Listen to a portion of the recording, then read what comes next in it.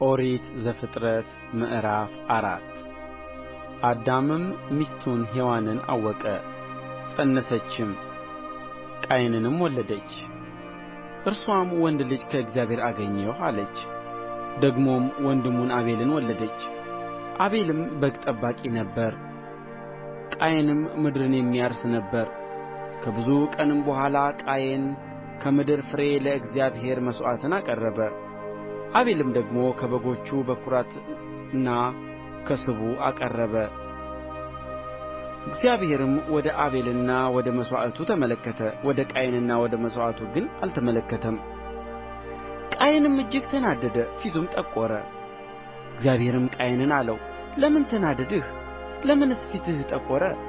መልካም ብታደርግ ፊትህ የሚበራ አይደለምን? መልካም ባታደርግ ግን ኃጢአት በደጅ ታደባለች፣ ፈቃድዋም ወደ አንተ ነው፣ አንተ ግን በእርስዋ ንገሥባት።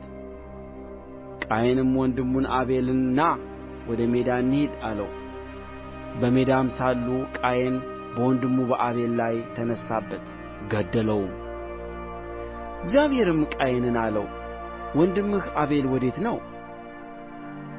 እርሱም አለ፣ አላውቅም፣ የወንድሜ ጠባቂ እኔ ነኝ አለው።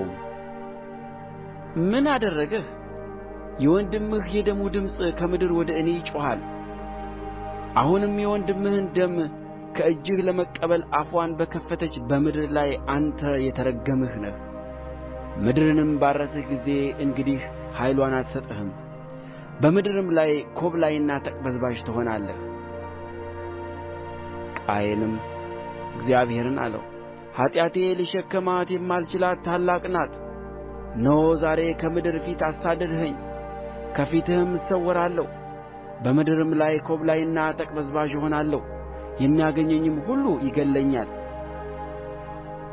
እግዚአብሔርም እርሱን አለው፣ እንግዲህ ቃየንን የገደለ ሁሉ 7 እጥፍ ይበቀልበታል። እግዚአብሔርም ቃየንን ያገኘው ሁሉ እንዳይገድለው ምልክት አደረገለት። ቃየንም ከእግዚአብሔር ፊት ወጣ፣ ከዔድን ወደ ምሥራቅ በኖድ ምድር ተቀመጠ። ቃየንም ሚስቱን አወቀ፣ ፀነሰችም፣ ሄኖሕንም ወለደች። ከተማም ሠራ፣ የከተማይቱንም ስም በልጁ ስም ሄኖሕ አላት። ሄኖሕም ጋይዳድን ወለደ። ጋይዳድም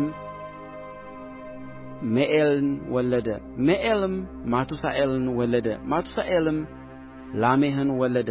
ላሜሕም ለራሱ 2 ሚስቶችን አገባ። የአንዲቱ ስም ዓዳ፣ የሁለተኛይቱ ስም ሴላ ነበረ።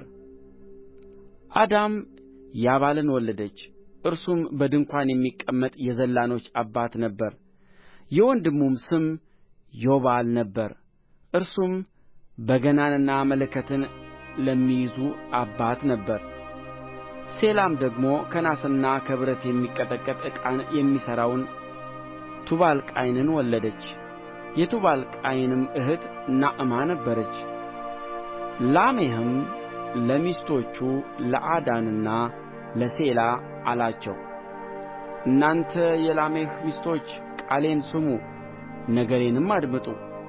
እኔ ጕልማሳውን ለቍስሌ ብላቴናውንም ለመወጋቴ ገድዬዋለሁና ቃየንን 7 እጥፍ ይበቀሉታል፣ ላሜሕን ግን 77 እጥፍ። አዳም ደግሞ ሚስቱን አወቀ፣ ወንድ ልጅንም ወለደች። ስሙንም ቃየን በገደለው በአቤል ፋንታ እግዚአብሔር ሌላ ዘር ተክቶልኛል ስትል ሴት አለችው። ለሴትም ደግሞ ወንድ ልጅ ተወለደለት፣ ስሙንም ሄኖስ አለው። በዚያን ጊዜም በእግዚአብሔር ስም መጠራት ተጀመረ።